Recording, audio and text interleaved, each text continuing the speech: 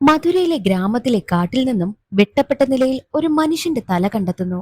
അത് നായകനായ മുത്തുവിന്റെ തലയാണ്. ചിരിച്ച മുഖത്തോടു കൂടിയാണ് ആ തലയുള്ളതും. ആ നാട്ടിലെ പോലീസുകാർ കേസ് അന്വേഷിക്കുവാനായി ആരംഭിക്കുന്നു. ആരാണ് ഈ മുത്തു?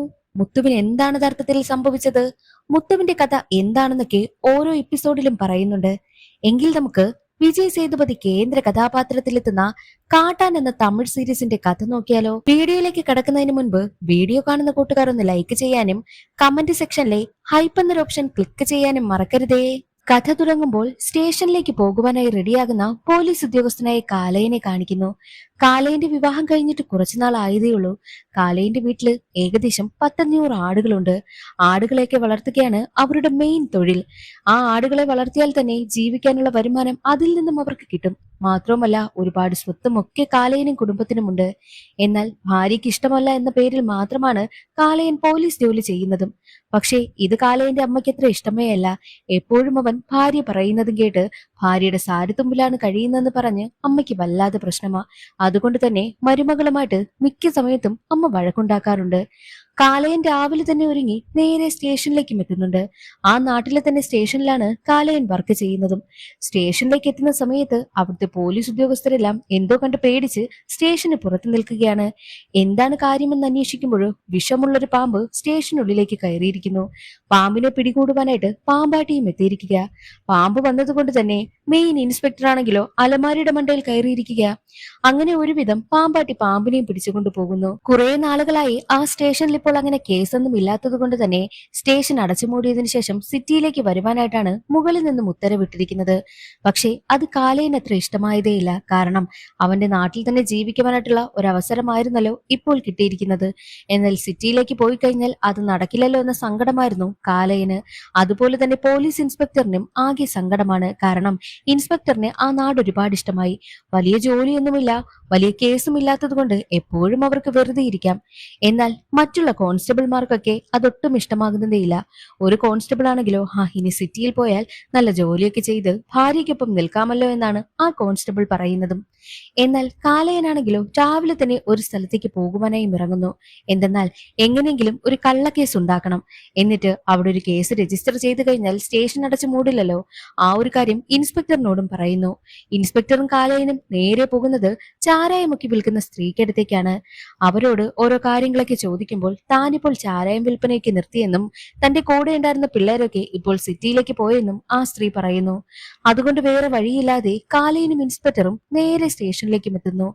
മറ്റൊരു വശത്ത് കാലയന്റെ വീട്ടില് ഒരു പയ്യൻ ആടിനേക്ക് നോക്കുവാനായി നിൽക്കും. അവന്റെ ഏറ്റവും വലിയ ആഗ്രഹം സ്വന്തമായിട്ട് ആടിനെ അവരുടെ കയ്യിൽ നിന്ന് വാങ്ങുക, എന്നിട്ട് അവന് തനിയെ തന്നെ ഒരു ഫാം ആരംഭിക്കുക. അതായിരുന്നു അവന്റെ ലക്ഷ്യം. അതിനു വേണ്ടിയിട്ടാണ് കാലയന്റെ വീട്ടിൽ ജോലിക്ക് നിൽക്കുന്നതും. അങ്ങനെ അവൻ പതിവ് പോലെ തന്നെ ആടിനെ മേയ്ക്കുവാനായിട്ട് എത്തിയിരിക്കുകയായിരുന്നു. മാത്രവുമല്ല അവൻ അവിടെ ഇരുന്ന് ചാരായമൊക്കെ കുടിച്ചുകൊണ്ട് നിൽക്കുന്ന സമയം മറ്റൊരു പയ്യനാണെങ്കിലോ പാറയ്ക്ക് മുകളിൽ നിന്നും എന്തോ കണ്ട് പേടിച്ചു ഓടുക. എന്താണെന്ന് ചോദിച്ചിട്ട് അവൻ വെപ്രാളം കാരണം ഒന്നും പറഞ്ഞതുമില്ല.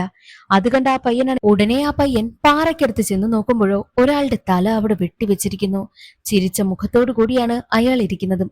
അത് കണ്ട ആ പയ്യൻ പേടിച്ച് ഉടനെ തന്നെ കാലയനെ വിളിച്ച് വിവരം അറിയിക്കും. കാലയനും സംഭവ സ്ഥലത്തേക്ക് എത്തുകയാണ്. കാലയനാണെങ്കിലോ ആ ഒരു കാഴ്ച കണ്ട് ഞെട്ടിപ്പോകുന്നു. മാത്രവുമല്ല തലയിരിക്കുന്നതിന്റെ തൊട്ടടുത്തായിട്ട് ഒരു മഞ്ഞ കവറിൽ പൊതിഞ്ഞ് കുറച്ച് കാശും ഒരു ലെറ്ററും ഇരിക്കുന്നു. കാലയൻ ഉടനെ തന്നെ കോൺസ്റ്റബിളിനെ വിളിച്ച് വിവരം പറയും. കോൺസ്റ്റബിൾ ആണെങ്കിലോ തന്റെ ഭാര്യയും കുഞ്ഞുങ്ങളെയും കാണുവാൻ വേണ്ടിയിട്ട് സിറ്റിയിലേക്ക് വന്ന സമയമായിരുന്നു അത്. കോൺസ്റ്റബിളിന് പുതിയൊരു കേസ് വന്നതറിഞ്ഞ് വല്ലാതെ ദേഷ്യം വരുന്നു. കോൺസ്റ്റബിൾ ഉടനെ തന്നെ കാലയനോട് ചോദിക്കും, അവിടെ ഒരു മഞ്ഞ കല്ലില്ലേ, ആ കല്ലിന് മുകളിലാണോ അതോ താഴെയാണോ തലയിരിക്കുന്നതെന്ന് നോക്കാൻ. കാലയൻ അത് നോക്കുകയാണ്. എന്നിട്ട് അയാൾ ഒരു കാര്യം കൂടി പറയുന്നു. മഞ്ഞക്കല്ലിന് മുകളിലാണ് ഇരിക്കുന്നതെങ്കിൽ മഞ്ഞപ്പെട്ടി സ്റ്റേഷന്റെ പരിധിയിലാണ് വരുന്നത്. താഴെയാണെങ്കിലോ നമ്മുടെ സ്റ്റേഷന്റെ പരിധിയിലാ. എവിടെയാണെന്നൊന്ന് നോക്കി പറയുവാനായിട്ടും കാലയനോട് പറയുന്നു. കാലയൻ ഉടനെ തന്നെ മഞ്ഞക്കല്ലിന് താഴെയാണ്, നമ്മുടെ സ്റ്റേഷൻ പരിധിയിലാണ് തലയിരിക്കുന്നതെന്നും കള്ളം പറയുന്നു. സത്യത്തിൽ മഞ്ഞപ്പെട്ടി പോലീസ് സ്റ്റേഷന്റെ പരിധിയിലായിരുന്നു തലയുണ്ടായിരുന്നതും. എങ്ങനെയെങ്കിലും ആ ഒരു സ്റ്റേഷനിൽ അവർക്ക് സ്വന്തമായിട്ടൊരു കേസ് ഒപ്പിക്കണം. അതിനു വേണ്ടിയിട്ട് കാലയനാണെങ്കിലോ നേരെ ആ തലയെടുത്ത് അവരുടെ സ്റ്റേഷൻ പരിധിയിൽ കൊണ്ടുവന്ന് വെക്കുന്നു. ആടുമേക്കുന്ന പയ്യനോട് ഈ പരിസരത്ത് എവിടെയെങ്കിലും ബോഡി കിടക്കുന്നുണ്ടോ എന്ന് അന്വേഷിക്കുവാനായിട്ട് കാലയൻ പറഞ്ഞു വിട്ടിരുന്നു. ആ പയ്യൻ തിരികെ വരുന്ന സമയത്ത് തലയുണ്ടായിരുന്ന സ്ഥാനത്തല്ല ഇരിക്കുന്നത്. കാലയൻ ഉടനെ തന്നെ ആ പയ്യനോട് പറയും, ഞാൻ ഈ തലയെടുത്ത് മാറ്റിവെച്ച കാര്യം ആരോടും പറയരുത്. നീ കുറെ നാളായിട്ട് എന്റെ അമ്മയോട് ആടിനെ ചോദിക്കുന്നില്ലേ? ആ ഒരു ആട്ടിൻകുട്ടിയെ ഞാൻ നിനക്ക് തരാം. ഈ ഒരു കാര്യം ആരോടും പറയരുതെന്നും പ്രത്യേകം ആ പയ്യനെ വിരട്ടുന്നു. അതുകൊണ്ട് തന്നെ ആരോടും ആ പയ്യനൊന്നും പറഞ്ഞതേയില്ല. വിവരമറിഞ്ഞ് മറ്റ് പോലീസ് ഉദ്യോഗസ്ഥരും മീഡിയക്കാരും ഡോഗ് സ്ക്വാഡും ഫോറൻസിക് വിഭാഗവും ഒക്കെ അവിടേക്ക് എത്തുന്നുണ്ട്. എല്ലാവരും അന്വേഷണവും ആരംഭിച്ചു. മാത്രവുമല്ല, തലയിരുന്ന ഭാഗത്തു നിന്നും ഒരു മഞ്ഞ കവറിലായിട്ട് കുറച്ച് കാശ് കിട്ടിയില്ലേ? ഏകദേശം അത് ഒരു 2 ലക്ഷം രൂപ വരും. മാത്രമല്ല, ഒരു കത്തുമുണ്ടായിരുന്നല്ലോ. ആ കത്തിൽ എഴുതിയിരുന്നത് ആരാണോ എന്റെ ശവസംസ്കാര ചടങ്ങ് നടത്തുന്നത് അവർക്ക് ഈ 2 ലക്ഷം രൂപ എടുക്കാമെന്നായിരുന്നു. പോലീസ് ഇൻസ്പെക്ടർ ചിന്തിക്കുന്നത്, ആരാടാ ഇവൻ? ഇവൻ ചിരിച്ചുകൊണ്ടാണല്ലോ ഇരിക്കുന്നത്. അപ്പോൾ ചിരിച്ചുകൊണ്ടിരുന്ന സമയത്താണോ ഇവന്റെ തല വെട്ടിയിരിക്കുന്നത് എന്നൊക്കെ ചിന്തിക്കുന്നു. ആത്മഹത്യയാണോ കൊലപാതകമാണോ എന്നൊന്നും അറിയാൻ കഴിയാത്ത അവസ്ഥ. അങ്ങനെ ഡോഗ് സ്ക്വാഡ് എത്തിയൊക്കെ അന്വേഷണം നടത്തുന്ന സമയത്ത് ചെറിയൊരു മീനിന്റേത് പോലുള്ള ഒരു ലോക്കറ്റും കിട്ടുന്നു. മാത്രവുമല്ല, ഒരു വണ്ടിയുടെ ടയർ മാർക്കും അവിടെ നിന്ന് കണ്ടെത്തുകയാണ്. അതിനുശേഷം ചെറിയൊരു ബോക്സിലാക്കി തല ഹോസ്പിറ്റലിലേക്കും കൊണ്ടുപോകും. പോസ്റ്റ്മോർട്ടം ചെയ്യുവാനായിട്ട് ഡോക്ടർ എത്തുന്ന സമയത്തോ ബോഡി എവിടെയെന്നാണ് തിരക്കുന്നത്. ബോഡിയില്ല, തല മാത്രമേ കിട്ടിയുള്ളൂ. തല വെച്ച് പോസ്റ്റ്മോർട്ടം ചെയ്യുവാനായിട്ടും പോലീസ് ഉദ്യോഗസ്ഥർ പറയുന്നു. അതെങ്ങനെ ചെയ്യാനാ? തല കൊണ്ട് മാത്രം പോസ്റ്റ്മോർട്ടം ഒന്നും ചെയ്യാൻ കഴിയില്ല. ബോഡി കൊണ്ടുവാ, അപ്പോൾ നോക്കാമെന്ന് പറഞ്ഞ് പോലീസ് ഉദ്യോഗസ്ഥരെ അവിടെ നിന്ന് പറഞ്ഞു വിടുകയാണ് ചെയ്യുന്നത്. അങ്ങനെ ഒരു തല നേരെ സ്റ്റേഷനിലേക്കും കൊണ്ടുവരുന്നു. ആരായിരിക്കും ഇത് എന്നുള്ളൊരു കൺഫ്യൂഷനിലായിരുന്നു ഇൻസ്പെക്ടർ. അങ്ങനെ ആ ഒരു കേസ് അന്വേഷിക്കുവാനായും ആരംഭിക്കുന്നു. അങ്ങനെ ഇൻസ്പെക്ടർ ആണെങ്കിലോ ആ ഒരു തലയുടെ ഫോട്ടോ എടുത്തതിനു ശേഷം എല്ലാവരുടെ ചെന്ന് അന്വേഷിക്കുവാനായും ആരംഭിക്കുന്നു. ഗ്രാമത്തിലുള്ള എല്ലാവരോടും ഫോട്ടോ കാണിച്ചിട്ട് ഇത് ആരെന്നറിയുമോ എന്ന് ചോദിക്കുമ്പോൾ ആർക്കും തന്നെ അറിയത്തേയില്ല. അതോടുകൂടി ഈ ഗ്രാമത്തിലുള്ള ആളെ അല്ലെന്നുള്ള കാര്യം പോലീസുകാർക്ക് മനസ്സിലായി. എന്നാൽ അതേസമയം ഒരു ചായക്കടയിലെത്തി ചോദിക്കുന്ന സമയത്ത് അവിടെ ശക്തിവേൽ എന്നൊരാൾ ഇരിക്കുന്നുണ്ടായിരുന്നു. ശക്തിവേൽ ഈ ഒരു ഫോട്ടോ കണ്ടതും ഇവനെ എനിക്കറിയാമെന്ന് പറയുകയാണ്. പേരെന്താണെന്ന് ചോദിക്കുമ്പോൾ മുത്തു എന്ന് പറയുന്നു. ഞാൻ ഇവനെ ആദ്യമായിട്ട് കാണുന്നത് ഗ്രാമത്തിലെ ഉത്സവം നടക്കുന്ന സമയത്തായിരുന്നു എന്ന് പറഞ്ഞ് പിന്നീട് ഒരു ഫ്ലാഷ് ബാക്ക് ആണ് കാണിക്കുന്നത്. അപ്പോഴാണ് നമ്മുടെ കഥാനായകനായ മുത്തുവിനെ കാണിക്കുന്നത്. ആ നാട്ടിലെ ഉത്സവത്തിന് കൺമണി ഡാൻസ് ടീമിന്റെ ഡാൻസ് പ്രോഗ്രാം ഉണ്ടായിരുന്നു. അതില് പെൺകുട്ടികളെ കൊണ്ടുവരുമ്പോഴോ ഒരു ബോഡി ഗാർഡിനെ പോലെ വന്ന ആളായിരുന്നു മുത്തു. ആ ഗ്രാമത്തിലെ ആണുങ്ങളൊക്കെ പെൺകുട്ടികളെ വല്ലാതെ ശല്യം ചെയ്യുന്നത് കൊണ്ടാണ് മുത്തു അവർക്ക് ബോഡി ഗാർഡായിട്ടും എത്തിയിരുന്നതും. അങ്ങനെ പെൺകുട്ടികളൊക്കെ ഡ്രസ്സ് മാറിക്കൊണ്ട് നിൽക്കുന്നത് കാണാൻ ഒരുപാട് ആൺകുട്ടികൾ ശ്രമിക്കുന്നുണ്ട്. ആ കൂട്ടത്തിൽ ഈ ശക്തിവേലും ഉണ്ടായിരുന്നു. ശക്തിവേലാണെങ്കിലോ വാതിലിനിടയിലൂടെ ഒളിഞ്ഞു നോക്കുന്നത് മുത്തു കാണുന്നു. മുത്തു ഉടനെ തന്നെ ശക്തിവേലിനെ പിടിച്ചു മാറ്റുകയാണ്. നിങ്ങൾ എന്തായി കാണിക്കുന്നെന്ന് ചോദിക്കുമ്പോൾ ഞാൻ കണ്ട എന്താ പ്രശ്നം, ഞാനും കൂടി ഉള്ളത് കൊണ്ടാ ഈ ഒരു ഡാൻസ് പ്രോഗ്രാം ഇവിടെ നിങ്ങൾക്ക് നടത്താൻ കഴിഞ്ഞതെന്നൊക്കെ മുത്തുവിനോട് പറയുന്നു. എന്നാൽ മുത്തു ആണെങ്കിലോ ശക്തിവേലിനെ നന്നായിട്ട് വിരട്ടുകയാണ് ചെയ്തത്. വിചാരിച്ച കാര്യം നടത്താൻ കഴിയാത്തതിന്റെ ദേഷ്യമായിരുന്നു ശക്തിവേലിന് മുത്തുവിനോടുണ്ടായിരുന്നതും. അങ്ങനെ ഡാൻസ് നടക്കുന്ന സ്ഥലത്തേക്ക് ആരൊക്കെയോ കല്ല് പിറക്കി എറിയുന്നത് കൊണ്ട് തന്നെ വലിയ പ്രശ്നമുണ്ടാവുകയാണ്. ഉത്സവം കുളമായെന്ന് തന്നെ പറയാം. അന്നാണ് ഞാൻ ആദ്യമായിട്ടും അവസാനമായിട്ടും മുത്തുവിനെ കണ്ടതെന്നും ശക്തിവേല് പറയുന്നു. പോലീസുകാർക്ക് ആകെ അവരുടെ കൈവശം കിട്ടിയിരുന്നത് ഒരു തല മാത്രമായിരുന്നല്ലോ. എന്നാൽ ഇപ്പോൾ ആളിന്റെ പേര് മുത്തുവെന്നാണെന്നും കൺമണി ഡാൻസ് ടീമിന്റെ ബോഡി ഗാർഡാണെന്നും അറിയാൻ കഴിഞ്ഞല്ലോ. അതുകൊണ്ട് തന്നെ ആ ഒരു വിധമാണ് പിന്നീട് അന്വേഷണവും നടക്കുന്നത്. അങ്ങനെ ഇരിക്കെ ഒരു ദിവസം കാലയൻ തന്റെ ഭാര്യയ്ക്കൊപ്പം സിറ്റിയിലുള്ള ഹോട്ടലിൽ ഫുഡ് കഴിക്കുവാനായി എത്തിയിരിക്കുകയായിരുന്നു. എന്നാൽ കാലയനാണെങ്കിലോ ആ ഒരു കേസിനെ കുറിച്ച് തന്നെ ചിന്തിച്ചുകൊണ്ടേയിരിക്കും. അത് കാണുന്ന ഭാര്യ, എന്താ നിങ്ങൾ ചിന്തിക്കുന്നത്? ആ ഒരു കേസിനെ പറ്റിയാണോ ചോദിക്കുമ്പോൾ അതേ എന്ന് കാലയൻ മറുപടി പറയുന്നു. എന്നാൽ വാ, നമുക്കിവിടെയുള്ള ആളുകളോടൊക്കെ ഫോട്ടോ കാണിച്ചിട്ട് ഇയാളെ അറിയുമോ എന്ന് ചോദിക്കാമെന്ന് പറഞ്ഞ് ആദ്യം നേരെ പോകുന്നത് ആ ഒരു ഹോട്ടലിന്റെ ഓണറിന്റെ അടുത്തേക്കാണ്.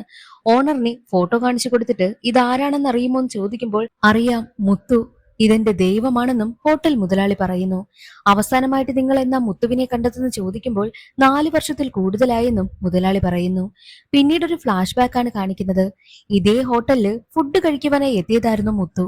ഇതേ ഹോട്ടലിൽ തന്നെ സപ്ലയർ ആയിരുന്നു ഈ വയസ്സായ ആൾ, അതായത് ഇപ്പോഴത്തെ മുതലാളി.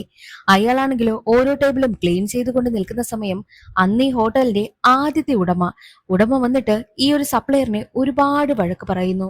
എല്ലാവരുടെയും മുന്നിലിട്ട് വയസ്സായ ആളാണെന്ന് പോലും ചിന്തിക്കാതെ അയാളെ ഒരുപാട് അപമാനിക്കും. ഇതെല്ലാം മുത്തു കാണുന്നുണ്ട്. ദേഷ്യം വന്ന മുത്തുവാണെങ്കിൽ പുറത്തേക്ക് വന്ന് തന്റെ ലോറിയിലെ ചെറിയൊരു ഡോറുണ്ട്, ആരും അറിയാതെ ഒരു രഹസ്യ അറ. ആ അറയിൽ നിന്നും ഒരു കെട്ട് ക്യാഷ് എടുക്കുകയാണ്. ഏകദേശം 10 ലക്ഷം രൂപ വരും. നേരെ എന്നിട്ട് മുതലാളിക്കടുത്തേക്ക് ചെല്ലുന്നു. അതായത് പഴയ മുതലാളിയുടെ കൈവശം ഈ ഒരു കാശ് കൊടുത്തിട്ട്, നിനക്ക് ഈ ഹോട്ടൽ കെട്ടാനായിട്ട് എത്ര രൂപ ചിലവായി എന്ന് മുത്ത് ചോദിക്കുമ്പോൾ 1,50,000 രൂപ എന്നുള്ള കാര്യം ഓണർ പറയുന്നു. പിന്നെ ഈ ഒരു ഹോട്ടലിൽ നിന്നും നിനക്ക് കിട്ടുന്ന ലാഭം അതെല്ലാം കൂടി ചേർത്ത് ഞാനൊരു 10,00,000 രൂപ നിനക്ക് തരും. ഈ ഹോട്ടൽ നീ ഇപ്പോൾ ഇവിടെ ഉപേക്ഷിച്ച് ഇവിടെ നിന്ന് പോകണം. ഇത് ദേ എന്റെ പേരിൽ എഴുതി തരണമെന്നും മുത്ത് പറയുന്നു. മുത്ത് പറയുന്നത് കേട്ട് അയാൾ ഒന്ന് ചിന്തിക്കും. അയാൾ കണക്ക് കൂട്ടി നോക്കുമ്പോൾ അയാൾക്ക് ഈ ഹോട്ടലിൽ നിന്നും ഉണ്ടാകുന്ന ലാഭമൊക്കെ വെച്ച് 10,00,000 രൂപ അയാൾക്ക് വലിയ തുകയാണ്. അതുകൊണ്ട് തന്നെ ഒന്നും നോക്കിയില്ല, ആ ഒരു ഹോട്ടൽ മുത്തുവിന് കൊടുത്തതിന് ശേഷം പഴയ ഓണർ അവിടെ നിന്ന് പോകുന്നു. എന്നാൽ മുത്ത് നേരെ വരുന്നത് സപ്ലയറായ വയസ്സായ ആളിനടുത്തേക്കാണ്. അയാൾക്ക് ആ ഒരു ഹോട്ടൽ കൊടുത്തിട്ട്, ഇനി മുതൽ നിങ്ങളാണ് ഈ ഒരു ഹോട്ടലിന്റെ ഓണർ, നിങ്ങൾ ഈ ഒരു ഹോട്ടൽ നോക്കി നടത്തണമെന്ന് പറഞ്ഞിട്ടാണ് മുത്തു അവിടെ നിന്ന് പോകുന്നത്. അന്നാണ് അയാൾ മുത്തുവിനെ ആദ്യമായിട്ടും അവസാനമായിട്ടും കാണുന്നതെന്നും അയാൾ കാലയനോട് പറയുന്നു. അല്ല, മുത്തുവിനെ കുറിച്ച് എന്തിനാ അന്വേഷിക്കുന്നതെന്ന് ആ ഒരു ഹോട്ടൽ ഉടമ ചോദിക്കുമ്പോഴോ, മുത്ത് മരണപ്പെട്ടു പോയി, തല മാത്രമാണ് കിട്ടിയത്, ഉടൽ ഇതുവരെയും കിട്ടിയിട്ടില്ല. മുത്തുവിന്റെ മരണകാരണം അന്വേഷിക്കുകയാണെന്നും പോലീസ് ഉദ്യോഗസ്ഥൻ പറയുന്നത് കേട്ട് ഹോട്ടൽ ഉടമ തകർന്നു പോകുന്നു. എന്റെ ദൈവത്തിനെ, ഞാൻ പിന്നീട് കണ്ടിട്ടേയില്ല, ഈ ഫോട്ടോയെങ്കിലും എനിക്ക് തരുമോ എന്ന് ആ ഒരു ഹോട്ടൽ ഉടമ ചോദിക്കുന്നു. അങ്ങനെ കാലയനാണെങ്കിലോ തന്റെ കൈവശമുണ്ടായിരുന്ന ഫോട്ടോ ഹോട്ടൽ ഉടമയെ ഏൽപ്പിച്ചിട്ടാണ് പോകുന്നത്. ഒരു ബന്ധവുമില്ലാത്ത ഒരാളെ പിടിച്ച് ഹോട്ടലിന്റെ ഓണറാക്കുന്നു. ഡാൻസ് ടീമില് ബോഡി ഗാർഡായിട്ട് വർക്ക് ചെയ്യുന്നു. ആരായിരിക്കും ഈ മുത്തു എന്നും പോലീസുകാർ ചിന്തിക്കുന്നു. അങ്ങനെ അവർ നേരെ പോകുന്നത് കൺമണി ഡാൻസ് ടീമിനെ കുറിച്ച് അന്വേഷിക്കുവാൻ വേണ്ടിയിട്ടാണ്. കൺമണി ഡാൻസ് ടീമിലെ മെയിൻ ഡാൻസേഴ്സായ മീനയും ചിട്ടും ഇപ്പോൾ ഡാൻസ് കളിക്കുന്നില്ല. അതുകൊണ്ട് തന്നെ പഴയതുപോലെ ഇപ്പൊ ടീം ആക്റ്റീവ് അല്ല എന്നും അവർ പറയുന്നു. അങ്ങനെ നേരെ എത്തുന്നത് ഇതേ കൺമണി ഡാൻസ് ടീമിൽ വർക്ക് ചെയ്തിരുന്ന ഒരാളിനടുത്തേക്കാണ്. മുത്തുവിന്റെ ഫോട്ടോ കാണിച്ചിട്ട് അറിയുമോ എന്ന് ചോദിക്കുമ്പോൾ, അറിയാം, ഞങ്ങളുടെ ഡാൻസ് ടീമിന്റെ ഡ്രൈവർ ആയിരുന്നു. മുത്തുവിനെ ആദ്യമായിട്ട് ഞങ്ങൾ പരിചയപ്പെട്ടത് ഒരു ഉത്സവത്തിന് വെച്ചാണെന്നും അയാൾ പറയുന്നു. പിന്നീട് ഒരു ഫ്ലാഷ് ബാക്ക് ആണ് കാണിക്കുന്നത്. ഒരു ഉത്സവത്തിന് ഡാൻസ് കളിക്കുവാൻ വേണ്ടിയിട്ട് കൺമണി ഡാൻസ് ടീമുമായിട്ട് എത്തിയിരിക്കുന്ന ആളായിരുന്നു ഇത്. എന്നാൽ അവിടെ കുറെ പയ്യന്മാരാണെങ്കിലോ ഡാൻസ് കളിക്കുന്ന പെൺകുട്ടികളെ കാണണമെന്ന് പറഞ്ഞ് വല്ലാതെ പ്രശ്നമുണ്ടാക്കി. എന്നാൽ അതിനിടയിലേക്ക് മുത്തു ഇടപെടുകയും മുത്തു അവരുമായിട്ട് തർക്കിക്കുകയും ഒക്കെ ചെയ്തു. ഒരു ബോഡി ഗാർഡിനെ പോലെയാണ് അന്ന് മുത്തു പെരുമാറിയത്.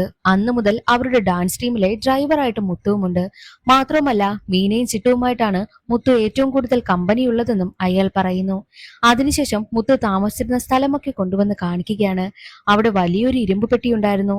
ആ പെട്ടി പരിശോധിച്ച് നോക്കുമ്പോഴോ അതിൽ ആ ഡാൻസ് കളിക്കുന്ന പെൺകുട്ടികളുടെയൊക്കെ ഫോട്ടോയും ഡാൻസിന്റെ ഡ്രസ്സുകളും, പിന്നെ അതിൽ അവസാനം കിട്ടിയ ഒരു ഫോട്ടോ മുത്തുവിന്റേതായിരുന്നു. അതിൽ മുത്തു ആനപ്പുറത്തിരിക്കുന്ന ചിത്രമായിരുന്നു ഉണ്ടായിരുന്നതും. ആനയെ കണ്ടതും ഉടനെ തന്നെ ആ പോലീസ് ഇൻസ്പെക്ടർ ആണെങ്കിലോ ആ ഒരു ഫോട്ടോ എടുത്തതിന് ശേഷം ഈ ആനകളെ കുറിച്ച് കൂടുതൽ അറിയാവുന്ന ഒരാളിനെ അയച്ചു കൊടുത്തിട്ട് ആ ആനയെ കുറിച്ച് അന്വേഷിക്കുന്നു. ആനകളൊക്കെ കാണാൻ ഒരുപോലെയാണെങ്കിലും അവർ പലതരത്തിലുണ്ട് എന്നാണ് ഇൻസ്പെക്ടർ പറയുന്നത്. അതുകൊണ്ടാണ് ആനകളെ കുറിച്ച് അറിയാവുന്ന ആളിനെ അയച്ചു കൊടുത്തതും. അയാൾ പറയുന്നത് ഈ ആന ഇപ്പോൾ ഉള്ളത് കേരളത്തിലാണെന്നാണ്.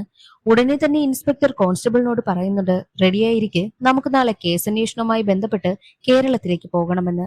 അങ്ങനെ അടുത്ത ദിവസം തന്നെ കേസന്വേഷണവുമായി ബന്ധപ്പെട്ട് രണ്ടുപേരും കേരളത്തിലേക്കും എത്തുകയാണ്. ആ ഹോട്ടൽ ഉടമ മുത്തുവിന്റെ ഫോട്ടോ ഇപ്പോൾ ഫ്രെയിം ചെയ്ത് ദൈവത്തിന്റെ സ്ഥാനത്ത് വെച്ച് വിളക്ക് കത്തിക്കുകയാണ്. ഒരു ദിവസം ഹോട്ടലിലേക്ക് ഫുഡ് കഴിക്കുവാനായിട്ട് ഒരു വാച്ച് കടക്കാരൻ എത്തുന്നു. അയാൾ മുത്തുവിന്റെ ഫോട്ടോ കണ്ടതും, ഇയാളുടെ ഫോട്ടോ എന്തിനാ നിങ്ങൾ ഫ്രെയിം ചെയ്ത് ദൈവത്തിന്റെ സ്ഥാനത്ത് കാണുന്നെന്ന് ചോദിക്കുന്നു. ഇയാൾ ആരെന്ന് നിങ്ങൾക്കറിയാമോന്ന് ചോദിച്ച് ആ ഒരു വാച്ച് കടക്കാരൻ ഒരു കഥ പറയുന്നു. പിന്നീട് ഒരു ഫ്ലാഷ് ബാക്ക് ആണ് കാണിക്കുന്നത്. വാച്ച് കടക്കാരന്റെ വാച്ച് കടയിലെ ഒരു മെക്കാനിക് ആയിരുന്നു അന്ന് മുത്തു. ഒരു ദിവസം മുത്തു വാച്ച് ക്ലീൻ ചെയ്തുകൊണ്ടിരിക്കുന്ന സമയത്ത് അവിടേക്ക് ഒരാൾ വരുന്നു. അയാളുടെ പേരാണ് ശിവ. അയാളുടെ കയ്യിൽ വില കൂടിയൊരു വാച്ച് ഉണ്ടായിരുന്നു. ആ വാച്ച് മുത്തുവിനെ ഏൽപ്പിച്ചിട്ട് ഈ വാച്ച് റെഡിയാക്കണമെന്ന് പറയും. എന്നാൽ മുത്തു പറയുന്നതോ ഈ വാച്ച് റെഡിയാക്കുവാനായിട്ട് കഴിയത്തില്ല, എക്സ്പെൻസീവ് ആയിട്ടുള്ള വാച്ചാണ്, ഇതിനുള്ള കാര്യങ്ങളൊന്നും ഇവിടെ ഇല്ലെന്നും മുത്തു പറയുന്നു. എന്നാൽ അയാളാണെങ്കിലോ വാച്ച് മുത്തുവിനെ ഏൽപ്പിച്ചിട്ട് അവിടെ നിന്ന് പോവുകയാണ്. പിന്നീട് വരാമെന്ന് പറഞ്ഞിട്ടാണ് പോയത്. അയാൾ പോയ ഉടനെ തന്നെ മുത്തു ആ ഒരു എക്സ്പെൻസീവ് ആയിട്ടുള്ള വാച്ച് എടുത്ത് കയ്യിൽ അണിയുന്നു. അതിനുശേഷം അവിടെ നിൽക്കുന്ന സമയത്ത് അയാൾ കൊണ്ടുവന്ന് വെച്ചിട്ട് പോയ ഒരു മഞ്ഞ കളർ ബാഗ് കാണുകയാണ്. ആ ബാഗ് മുത്തു എടുത്ത് ഓപ്പൺ ആക്കി നോക്കുന്ന സമയത്ത് അതിൽ നിറയെ സ്വർണ്ണ ബിസ്ക്കറ്റുകളായിരുന്നു. അത് കണ്ട മുത്തു ഞെട്ടിപ്പോകുന്നു. മുത്തുവാണെങ്കിലോ ആരും അറിയാതെ ആ ഒരു ബാഗ് സൂക്ഷിച്ചു വെക്കുകയാണ് ചെയ്തത്. ഈ ഒരു കാര്യം ആ ഒരു കടയുടെ ഓണറായിട്ടുള്ള ആളിന് പോലും അറിയത്തേയില്ല. അങ്ങനെ ഏകദേശം 6 മാസം കടന്നുപോയി. 6 മാസം കഴിഞ്ഞപ്പോഴോ ശിവ വീണ്ടും അതേ കടയിലേക്ക് വന്നു. അയാൾക്ക് മുത്തുവിനെ നന്നായിട്ടറിയാം. മുത്തുവിനും അയാളെ അറിയാവുന്നത് കൊണ്ട് തന്നെ മുത്തു നേരെ ചെന്ന് ആ ഒരു വാച്ച് അയാൾക്ക് കൊടുക്കുന്നു. അതിനുശേഷം ശിവ മുത്തുവിനോട് ചോദിക്കുന്നുണ്ട്, ഞാൻ എന്റെ ഒരു മഞ്ഞ ബാഗ് ഇവിടെ മറന്നു വെച്ചിരുന്നു, അതെവിടെയെന്ന് ചോദിക്കുമ്പോൾ ആ ബാഗ് കൃത്യമായിട്ട് മുത്തുവെടുത്ത് ശിവയ്ക്ക് കൊടുക്കുന്നു. എന്നാൽ ഇതെല്ലാം കാണുന്ന കട ഉടമയ്ക്ക് ഒന്നും മനസ്സിലാകുന്നതേയില്ല. 6 മാസമായിട്ട് അവൻ ഇങ്ങനെ ഒരു ബാഗ് ഒളിപ്പിച്ചു വെച്ചിരുന്ന കാര്യവും കട ഉടമയ്ക്ക് അറിയത്തില്ലല്ലോ. ഈ ബാഗിനുള്ളിൽ എന്താണെന്ന് നീ തുറന്നു നോക്കിയോ എന്ന് ശിവ ചോദിക്കുമ്പോഴോ, ആ നോക്കി, ഇതിലെന്താണെന്ന് എനിക്കറിയാമെന്നും മുത്ത് പറയുന്നു. ഇതിൽ നിന്ന് വല്ലതും നീ എടുത്തോന്ന് ചോദിക്കുമ്പോൾ ഏയില്ല, ഞാനൊന്നും എടുത്തിട്ടില്ല എന്നും മുത്ത് പറയുന്നു. ഇതെല്ലാം ഒരു വാച്ച് കടക്കാരൻ ശ്രദ്ധിക്കുന്നുണ്ട്. എന്താ ഒരു ബാഗിലെന്ന് ചോദിക്കുമ്പോൾ അത് സ്വർണ്ണ ബിസ്ക്കറ്റ് ആണെന്ന് ഒന്നും നോക്കാതെ മുത്ത് സത്യസന്ധമായിട്ട് ഉത്തരം പറയുന്നു. അത് കേട്ട് വാച്ച് കടക്കാരന് വല്ലാതെ ദേഷ്യം വരും. 6 മാസമായിട്ട് നീ ഒരു ബാഗ് ഇവിടെ ഒളിപ്പിച്ചു വെച്ചിട്ട് എന്നോട് ഈ ഒരു കാര്യം നീ പറഞ്ഞതേ ഇല്ലല്ലോ, അതുകൊണ്ട് തന്നെ ഇനി നിനക്ക് ഈ കടയിൽ ജോലിയില്ല, നീ ഇവിടെ നിന്ന് പോകണമെന്ന് പറഞ്ഞ് മുത്തുവിനെ ജോലിയിൽ നിന്ന് പറഞ്ഞു വിടുന്നു. എന്നാൽ ഇതെല്ലാം ശ്രദ്ധിക്കുന്ന ശിവയ്ക്ക് മുത്തുവിന്റെ സത്യസന്ധതയും അവന്റെ ആത്മാർത്ഥതയും ഒക്കെ മനസ്സിലായി. വേണമെന്ന് വെച്ചാൽ മുത്തുവിന് അതിൽ നിന്ന് സ്വർണ്ണ ബിസ്ക്കറ്റ് ഒക്കെ എടുക്കാമായിരുന്നു. ആ ബാഗും കൊണ്ട് അവന് രക്ഷപ്പെട്ടു പോകാമായിരുന്നു. പക്ഷെ അതൊന്നും മുത്തു ചെയ്തില്ല. ശിവ വന്നപ്പോൾ കൃത്യമായിട്ട് ബാഗും ബാച്ചും ശിവയെ ഏൽപ്പിക്കുകയാണ് ചെയ്തത്. അതുകൊണ്ട് തന്നെ ശിവ മുത്തുവിനോട് നീ എനിക്കൊപ്പം ബോംബെയിലേക്ക് വരുന്നോ എന്ന് ചോദിക്കും. വരുന്നു എന്ന് പറഞ്ഞിട്ട് മുത്തുവും ശിവയ്ക്കൊപ്പം പോവുകയാണ്. അന്നാണ് അവസാനമായിട്ട് മുത്തുവിനെ കണ്ടതെന്നും വാച്ച് കടക്കാരൻ ഹോട്ടൽ ഉടമയോട് പറയുന്നു. അതേസമയം പോലീസ് ഉദ്യോഗസ്ഥരാണെങ്കിലോ മുത്തുവിന്റെ ആനയെക്കുറിച്ച് അന്വേഷിച്ച് കേരളത്തിലേക്ക് എത്തിയിരിക്കുകയാണല്ലോ. അങ്ങനെ ആനയുള്ള സ്ഥലം കണ്ടെത്തി എത്തുകയാണ്. ആനയെ നോക്കാൻ നിൽക്കുന്ന പാപ്പാനോട് മുത്തുവിനെ കുറിച്ച് അന്വേഷിക്കുന്നു. ഏകദേശം 1 വർഷം മുൻപാണ് മുത്തുവിനെ കണ്ടത്. മുത്തു തന്റെ ആനയെ ഇവിടെ കൊണ്ടുവന്ന് ഏൽപ്പിച്ചിട്ട് നന്നായിട്ട് നോക്കണമെന്ന് പറഞ്ഞിട്ടാണ് പോയതെന്നും ആ ഒരു ആനപ്പാപ്പാൻ പറയുന്നു. ഈ ഒരു ആനയെക്കുറിച്ചും മുത്തുവിനെ കുറിച്ചും കൂടുതൽ അറിയണമെങ്കിൽ ആരോട് അന്വേഷിക്കണമെന്ന് ചോദിക്കുമ്പോൾ അവിടെയുള്ളൊരു ട്രസ്റ്റിന്റെ ഡീറ്റെയിൽസ് പറഞ്ഞു കൊടുക്കുന്നു. അങ്ങനെ അവർ നേരെ ട്രസ്റ്റിലെ ഉദ്യോഗസ്ഥനടുത്തേക്ക് എത്തുകയാണ്. ഉദ്യോഗസ്ഥനോട് മുത്തുവിനെ കുറിച്ചൊക്കെ അന്വേഷിക്കുന്നു. ഏകദേശം 1 വർഷം മുൻപാണ് മുത്തു ഇവിടെ തന്റെ ആനയെ കൊണ്ടുവന്ന് ഏൽപ്പിച്ചിട്ട് പോയതും. മാത്രമല്ല കൊച്ചിയിലുള്ള ഒരു അഡ്രസ്സും തന്നിരുന്നുവെന്നും ഉദ്യോഗസ്ഥൻ പറയുന്നു. അങ്ങനെ കൊച്ചിയിലുള്ള അഡ്രസ്സുമായിട്ട് പോലീസ് ഉദ്യോഗസ്ഥർ നേരെ കൊച്ചിയിലേക്കും പോകുന്നു. ആ ഒരു അഡ്രസ്സ് അന്വേഷിച്ച് പോകുന്ന സമയത്തോ അതൊരു ഓർഫണേജ് ആണെന്നുള്ള കാര്യം അവരെ അറിയിക്കുകയാണ്. എന്നാൽ ഈ 2 പോലീസ് ഉദ്യോഗസ്ഥരും കൊച്ചിയിലേക്ക് മുത്തുവിനെ അന്വേഷിച്ച് പോകുന്ന അതേ സമയം തന്നെ കാലയനാണെങ്കിലോ അടുത്തുള്ള ഗ്രാമത്തിലേക്ക് മുത്തുവിന്റെ ഫോട്ടോയുമായിട്ട് പോകുന്നു. എന്നിട്ട് അവിടെ കാണുന്ന ആളുകളോട് എല്ലാവരും മുത്തുവിനെ അറിയുമോ എന്നൊക്കെ ചോദിക്കുകയാണ്. എന്നാൽ അവിടെ ആടുമേയ്ക്കാനിരുന്ന സ്ത്രീ മുത്തുവിനെ തിരിച്ചറിയുകയാണ്. കുറെ നാളുകൾക്ക് മുൻപ് ഒരു വണ്ടിയിൽ നിറയെ പാത്രങ്ങളുമായിട്ട് മുത്തു തങ്ങളുടെ ഗ്രാമത്തിലേക്ക് വന്നു. ആടുമേയ്ക്കുന്ന എല്ലാവരോടുമായിട്ട് മുത്തു പറഞ്ഞത്, നിങ്ങൾ ഒരു ചാക്ക് ആട്ടിൻപുഴുക്ക് തരികയാണെന്നുണ്ടെങ്കിൽ ഓരോ ചാക്കിനും ഒരു പാത്രവും 500 രൂപയും വെച്ച് തരുമെന്നായിരുന്നു. അത് കേട്ട് എല്ലാവരും ആട്ടിൻപുഴുക്കയൊക്കെ മുത്തുവിന് കൊടുത്തു. എന്തിനാണ് മുത്തു ഇങ്ങനെ ചെയ്തതെന്നും ആർക്കും അറിയത്തേയില്ല. ഇത്രയും ആട്ടിൻപുഴുക്ക മുത്തു എന്തിനാണ് കൊണ്ടുപോയതെന്നും ആർക്കും അറിയത്തില്ല. മുത്തു ചോദിച്ചത് അവർ ചെയ്തു കൊടുത്തു, അത്ര തന്നെ. ഈ ഒരു വിവരവും കാലയനോട് അവർ പറയുകയാണ്. അതേസമയം മുത്തുവിനെ അന്വേഷിച്ചു പോകുന്ന 2 പോലീസ് ഉദ്യോഗസ്ഥരും നേരെ എത്തിയിരിക്കുന്നത് ആ ഒരു ഓർഫണേജിലേക്കാണ്. ഓർഫണേജിൽ വർക്ക് ചെയ്യുന്ന പയ്യനോട് മുത്തുവിനെ കുറിച്ച് അന്വേഷിക്കുന്നു. മുത്തുവിന്റെ ഫോട്ടോ കാണിച്ചിട്ട് മുത്തു ഒന്ന് ജീവനോട് കൂടിയില്ല, മരണപ്പെട്ടു പോയി എന്ന് പറയുമ്പോൾ ആ പയ്യൻ വല്ലാതെ അപ്സെറ്റ് ആകുന്നു. അതിനുശേഷം അവൻ മുത്തു താമസിച്ചിരുന്ന റൂമൊക്കെ കൊണ്ടുവന്ന് കാണിക്കുകയാണ്. എന്നിട്ട് മുത്തുവിനെ കുറിച്ചുള്ള കാര്യങ്ങളൊക്കെ പറയുന്നു. ഇതേ ഓർഫണേജിൽ 2006 മാനേജറായിട്ടാണ് മുത്തു വർക്ക് ചെയ്തിരുന്നത്. ഈ ഓർഫണേജ് നടത്തിക്കൊണ്ട് പോയിരുന്നതും ശിവയായിരുന്നു. അന്ന് ശിവയോടൊപ്പമാണ് മുത്തു ബോംബെയിലേക്ക് ഏകദേശം 15 വർഷങ്ങൾക്ക് മുൻപ് ആ ഒരു വാച്ച് കടയിൽ നിന്ന് പോയത്. എന്നാൽ ബോംബെയിൽ പോയിട്ട് കുറെ നാൾ കഴിഞ്ഞതും ഇതേ ഓർഫണേജ് തുടങ്ങി. ആ ഓർഫണേജില് മാനേജറായിട്ട് മുത്തുവിനെ നിയമിക്കുകയാണ് ചെയ്തത്. അതിനുശേഷം മാനേജർ പയ്യൻ മുത്തുവും ശിവയും അവിടെ വർക്ക് ചെയ്തിരുന്ന എല്ലാവരും കൂടി നിന്നെടുത്ത ഗ്രൂപ്പ് ഫോട്ടോയും പോലീസ് ഉദ്യോഗസ്ഥർക്ക് കാണിച്ചു കൊടുക്കുന്നു. 2009 ശിവ ഈ ഒരു ഓർഫണേജ് ബെന്നി, ജെസ്സി എന്നിങ്ങനെ 2 പേരുടെ കയ്യിൽ ഏൽപ്പിച്ചതിനു ശേഷം നേരെ ബോംബെയിലേക്ക് പോവുകയാണ് ചെയ്തത്. അന്നു മുതൽ താനാണ് ഇവിടുത്തെ മാനേജറെന്നും ആ പയ്യൻ പറയുന്നു. എന്നാൽ ഇതെല്ലാം കേട്ടതിന് ശേഷം നേരെ പോലീസ് ഉദ്യോഗസ്ഥർ താഴേക്ക് വന്നിട്ട് സെക്യൂരിറ്റിയോട് മുത്തുവിനെ കുറിച്ച് അന്വേഷിക്കുന്നു. മുത്തു ഏകദേശം 2006 കാലഘട്ടത്തിലാണ് ഇവിടെ വർക്ക് ചെയ്തിരുന്നത്. മുത്തു ഇവിടെ വർക്ക് ചെയ്തിരുന്ന സമയത്ത് ഇവിടെ ഒരു ഫംഗ്ഷൻ നടക്കുകയുണ്ടായി. ആ ഫംഗ്ഷനിലേക്ക് കുറെ ഗുണ്ടകൾ വരികയും വല്ലാതെ പ്രശ്നമുണ്ടാക്കുകയും ചെയ്തു. അവസാനം ബോംബ് ബ്ലാസ്റ്റ് വരെ ഉണ്ടായി. ആ ഒരു ബ്ലാസ്റ്റിൽ ഒരുപാട് പേർ മരണപ്പെട്ടു പോവുകയും കുറച്ചു പേർക്ക് പരിക്കും പറ്റി. മുത്തുവും ചെറിയ പരിക്കുകളോടെ രക്ഷപ്പെടുകയാണ് ചെയ്തത്. അന്ന് മുതൽ മുത്തുവിനെ പിന്നെ കണ്ടിട്ടേയില്ല എന്നുള്ള കാര്യവും സെക്യൂരിറ്റി പറയുന്നു. ആ ഒരു ബോംബ് ബ്ലാസ്റ്റിന് ശേഷമാണ് മുത്തു കേരളം ഉപേക്ഷിച്ച് തമിഴ്നാട്ടിലേക്ക് എത്തിയത്. ബോംബ് ബ്ലാസ്റ്റിന് പിന്നിൽ ആരായിരിക്കാം? ബോംബെയിലേക്ക് പോയ ശിവയ്ക്ക് പിന്നീട് എന്ത് സംഭവിച്ചു? ബോംബ് ബ്ലാസ്റ്റിന് പിന്നിൽ വർക്ക് ചെയ്തവരായിരിക്കുമോ മുത്തുവിനെ കൊന്നത് എന്നുള്ള സംശയമൊക്കെ പോലീസ് ഇൻസ്പെക്ടറിനുണ്ടാകുന്നു. അതുകൊണ്ട് തന്നെ ആ നാട്ടിലെ സ്റ്റേഷനിലേക്ക് എത്തി ഓർഫനേജിൽ നടന്ന ബോംബ് ബ്ലാസ്റ്റിനെ കുറിച്ച് അന്വേഷിക്കുകയാണ്. പോലീസ് ഉദ്യോഗസ്ഥൻ പറയുന്നത് ബോംബ് ബ്ലാസ്റ്റിന് പിന്നില് ശിവയുടെ ശത്രുവായിട്ടുള്ള ജോണിയാണ്. ജോണിയെ പോലീസുകാർ പിടികൂടുകയും 16 വർഷം അവന് കോടതി ശിക്ഷ വിധിക്കുകയും ചെയ്തു. ഐ വിറ്റ്നസ് ആയിട്ടുള്ളത് മുത്തുവും പിന്നെ MLA ബെന്നിയും MLAയുടെ PA ആയിട്ടുള്ള ബാസ്റ്റിനുമാണെന്നാണ്. അതോടുകൂടി പോലീസ് ഉദ്യോഗസ്ഥർ ഒരു കൺക്ലൂഷനിൽ എത്തുകയാണ്. 1997 കാലഘട്ടത്തില് ഏകദേശം 15 വർഷങ്ങൾക്ക് മുൻപ് ഒരു സാധാരണ വാച്ച് കടയിലെ വാച്ച് മെക്കാനിക്കായിട്ടാണ് മുത്തു വർക്ക് ചെയ്തിരുന്നത്. അവിടേക്ക് എത്തിയ ശിവ മുത്തുവിന്റെ സത്യസന്ധത കണ്ട് തന്റെ കൂടെ കൂട്ടുകയാണ് ചെയ്തത്. പിന്നീട് മുത്തു ശിവയ്ക്കൊപ്പം ബോംബെയിലേക്ക് പോയി. അതിനുശേഷം 2005 കാലഘട്ടത്തില് ആനയെ നോക്കുവാനായിട്ട് കേരളത്തിലേക്ക് എത്തി.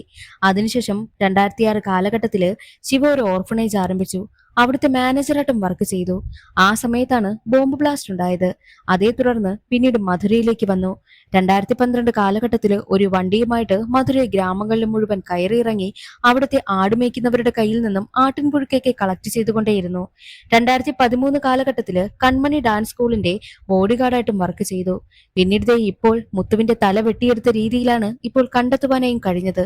ആരാണ് ഈ മുത്തു? മുത്തുവിനെ കുറിച്ച് അന്വേഷിക്കുന്ന സമയത്ത് പല പല കാര്യങ്ങളാണല്ലോ ചുരുളഴിയുന്നതെന്നും പോലീസുകാർ ചിന്തിക്കുന്നു. പോലീസുകാരാണെങ്കിലോ MLA ബെന്നിയെ കണ്ടിട്ട് മുത്തുവിനെ കുറിച്ച് അന്വേഷിക്കുവാനായും തീരുമാനിക്കുകയാണ്. എന്നാൽ മറ്റൊരു വശത്ത് കാളയനാണെങ്കിൽ മുത്തുവിന്റെ ഫോട്ടോ കാണിച്ച് ഓരോരുത്തരോടും മുത്തുവിനെ കുറിച്ച് അന്വേഷിക്കുകയാണല്ലോ. കാളയൻ നേരെ എത്തിയിരിക്കുന്നത് കൺമണി ഡാൻസ് ടീമിലെ മെയിൻ ഡാൻസറായിട്ടുള്ള ചിട്ടുവിനടുത്തേക്കായിരുന്നു. എന്നാൽ ചിട്ടു ഇപ്പോൾ ഡാൻസ് എല്ലാം ഉപേക്ഷിച്ച് ഒരു തയ്യൽ കടയിലാണ് ജോലി ചെയ്യുന്നതും.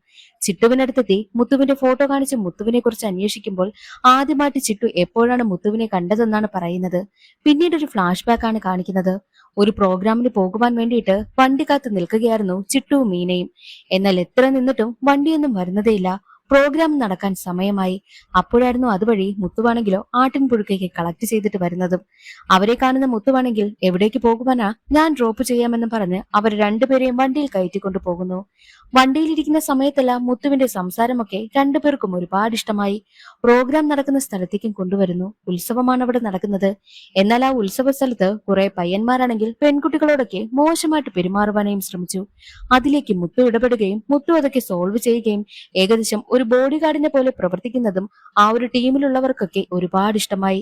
അവരുടനെ തന്നെ മുത്തുവിനോട് സഹായം ചോദിച്ചു. പ്രോഗ്രാമുകളിലേക്ക് കുട്ടികളെ കൊണ്ടുപോകുവാനായിട്ട് ഞങ്ങൾക്ക് വണ്ടി സൗകര്യമില്ല, അതുകൊണ്ട് ഒരു ഡ്രൈവറായിട്ട് വണ്ടിയുമായി വരുമോ എന്ന് മുത്തുവിനോട് ചോദിക്കുമ്പോൾ മുത്തു അതിന് സമ്മതിക്കും. പക്ഷേ മുത്തുവിനൊരു ഡിമാൻഡ് ഉണ്ടായിരുന്നു. ഞാൻ ആരാണെന്നോ, ഞാൻ എവിടേക്ക് പോകുന്നെന്നോ, ഞാൻ എന്ത് ചെയ്യുന്നെന്നോ ഒന്നും തന്നെ തിരക്കാൻ പാടില്ല. നിങ്ങൾക്ക് എപ്പോൾ വണ്ടിയുടെ ആവശ്യം വരുന്നോ അപ്പോൾ ഞാൻ വണ്ടിയുമായിട്ടെത്തും, അല്ലാതെ വേറെ എന്നെ കുറിച്ച് ഒന്നും തിരക്കരുതെന്നും പ്രത്യേകം മുത്ത് പറയുന്നു. അതും അവർ സമ്മതിക്കുകയാണ്. മുത്ത് താമസിച്ചിരുന്നത് മീനയും ചിട്ടുവും താമസിച്ചിരുന്ന അതേ വീട്ടിലാണ്. ഉറങ്ങുന്നതെല്ലാം ബാൽക്കണിയിലാണ്. മീനയും ചിട്ടുവുമൊക്കെ അകത്താണ് കിടന്നുറങ്ങുന്നതും. മീനയ്ക്കും ചിട്ടുവിനും മുത്തുവിന്റെ സ്വഭാവമൊക്കെ ഒരുപാട് ഇഷ്ടമായി. നല്ല വിശ്വസിക്കാൻ കഴിയാവുന്ന ആളായിരുന്നു മുത്തു. അതേ സമയത്തായിരുന്നു ചിട്ടുവിന് പോകേണ്ട ബസ് വന്നതുകൊണ്ട് തന്നെ ബാക്കി കഥ ഞാൻ നാളെ പറയാമെന്ന് പറഞ്ഞ് ചിട്ടു ബസ് കയറി പോകുന്നു. എന്നാൽ മറ്റൊരു വശത്ത് പോലീസ് ഉദ്യോഗസ്ഥർ വഴി മുത്തു മരണപ്പെട്ട വിവരം MLA ബെന്നി അറിയുകയാണ്. അതോടുകൂടി ബെന്നി ആകെ ഇമോഷണൽ ആകുന്നു. ബെന്നി സത്യത്തിൽ മുത്തുവിനെ പരിചയപ്പെടുന്നത് 2005 കാലഘട്ടത്തിലാണ്. കാട്ടിലൊരു ആന വല്ലാതെ മതം കൊണ്ട് നിൽക്കുന്നു. അതിനെ തളയ്ക്കുവാനായി നോക്കിയിട്ട് കഴിയുന്നതേയില്ല. അതിന്റെ ചങ്ങല പൊട്ടിച്ച് അതെല്ലാവരെയും ആക്രമിക്കുവാനായും വരുന്നുണ്ട്.